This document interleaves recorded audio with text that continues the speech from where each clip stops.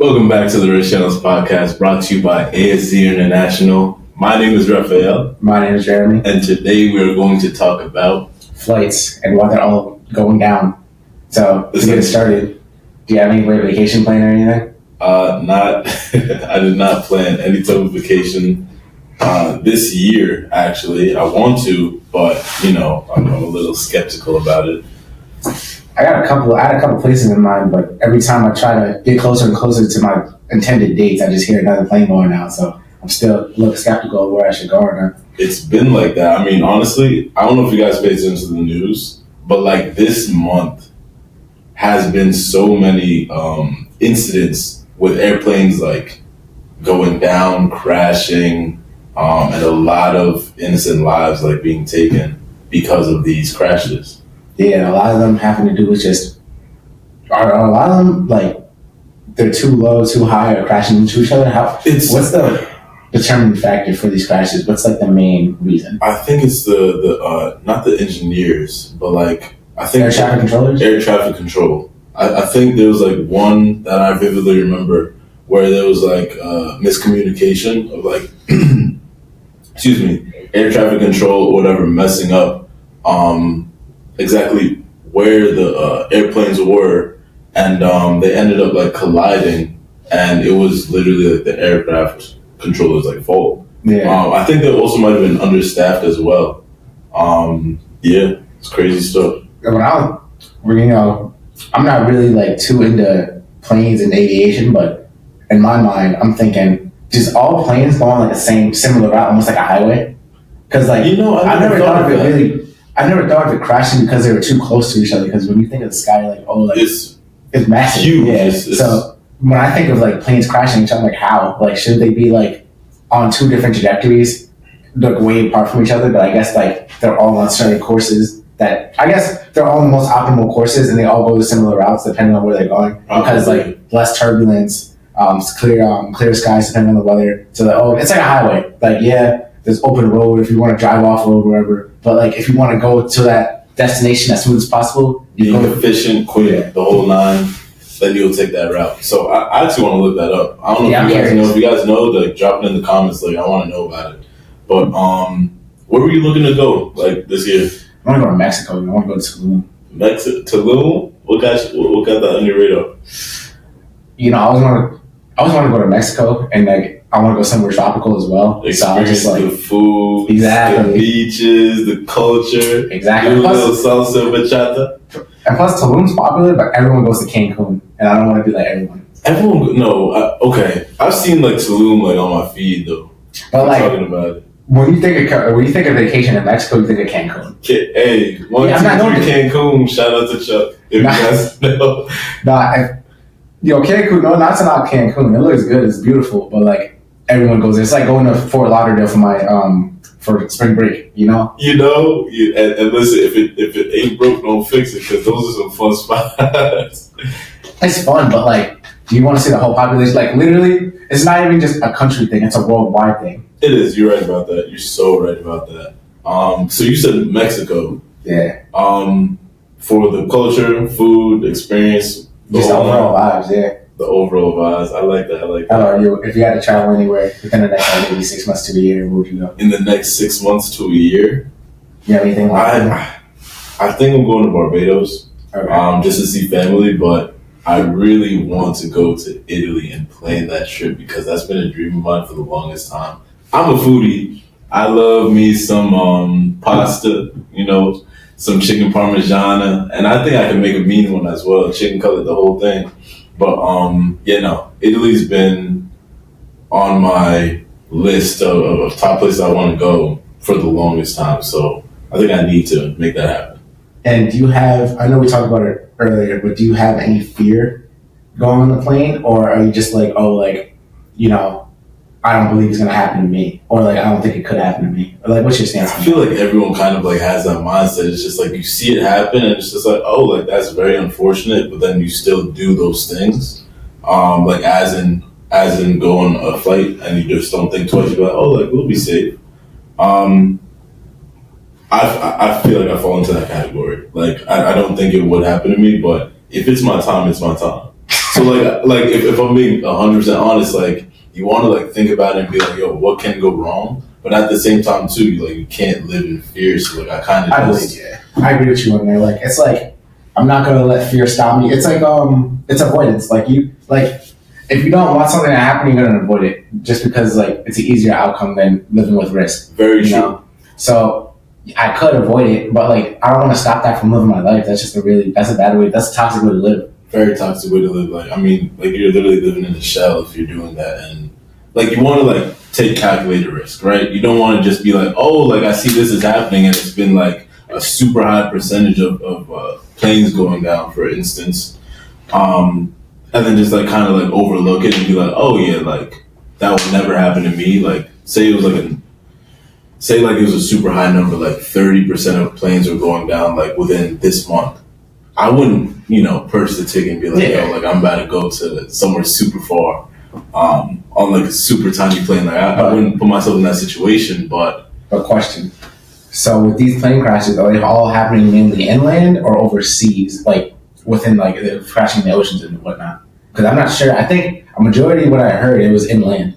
I think it was, they were happening like in the U.S. So that's why like with that, like I feel like going to Italy, for example, like you said, I would be less scared because you're going overseas. So it's going to be, I guess, less air traffic. Correct me if I'm wrong, but that's just my thought compared to traveling inland over, what I'm saying, across the country or whatnot, specifically in the United States, because that's where we're from. So, like, most of the crashes, there was one in D.C., I believe there was one in Philadelphia. There's one on the coast, but like still, that was still technically inland because it landed on the coast. It wasn't like in the ocean. But yeah, I don't know. I mean, it really is like a scary time to like be taking flights and stuff like that. But if you guys know, it's like spring break time right now. If you're in school, like you know about this, there's so many people like going outside and not even thinking twice. They're just swiping their credit card and they're out somewhere tropical, somewhere fun. But I don't blame them. I mean, if you're young, you got the energy. I mean, I don't blame you for doing it. I want to do it too. I believe every young person wants to do like travel and go out and do whatever. But like that's why we were talking about earlier. I feel like you just can't. Not saying you should do it. You should obviously take calculated risk, but avoidance isn't a way to live. Depending on what the circumstances, like if 50% of planes are going down, I don't think you should go out just yet. But like, you know what I'm saying? There's risk happens everywhere. When you're driving a car, there's a risk you might crash. For sure. When you're on a boat, there's a risk you might sink. Et cetera, et cetera. I'm not saying that you should heighten those risks. I'm just saying you should not let it stop you from living your life. And on top of that as well, a lot of people talk about plane crashes because they're super scary. Like who doesn't think like falling from the sky thousands of feet up in the air is scary, right? But more people statistically die from car crashes, bus crashes, getting fallen on by cows, believe it or not. But it's just like the really scary things that like people like die from. It sticks in our minds, so it's like, you know what, that I don't want to do. But honestly, like getting fallen on by a cow is more dangerous, or the potential to like get fallen on by a cow and die from it is more high than like dying from like a plane crash. I feel like it's scarier dying from a plane crash or getting to a plane crash, as to say, than getting in like a car crash. Like getting in a car crash, it's horrible, but like imagine. Because a car crash is more levels of control than an airplane. Like an airplane, you're thousands of feet up in the air. And once you hit the ground, you're basically essentially like, your percentage of death is higher than getting into a car crash. So it's like, that depends though, because, like say you are, why did I say depends? Like obviously it's going to be, Well, I know what you mean. Like there's some things where it's just like physically, if you sit in the back of a plane, you're more likely to live, stuff like that. Yeah. And when you land, like if you land in the water, sometimes you're able to float or just, barely coast off. But like, there's those little factors. Like if you're in the front, you might be cooked. If you land, you might be cooked too. Save that money and go fly economy. I'm just saying. But now the serious though, yeah, I don't know. It is a scary thing, for sure. Yeah, I mean, there's risk in everything. But I believe, hopefully, it gets better sooner than later. Yeah, honestly, I think it just like I think the U.S. specifically needs to like lock in. Make sure that they're like training like the air traffic control properly. Make sure that they're not understaffed. Make sure that they're getting enough sleep. Like protocols, like how pilots have to go through like a checklist on if everything is okay with them. Make sure that they're not sleep deprived and the whole checklist. Like they need to make sure that it's happening all throughout. Air traffic control, people who work in like airports, the whole thing, because it's important. And I think we need more safety when it comes to that because I don't think it's acceptable for so many flights to be going down. Like, human error is a real thing. It's not going to be perfect, but you want to like minimize how much potential loss we can face through airplane crashes. So, gotta do the best we can. Yeah, I mean, like we said, human error is a thing, and sometimes, but I never hear it's really only human error. I don't think all these plane crashes have been mechanical though, so that's a good thing.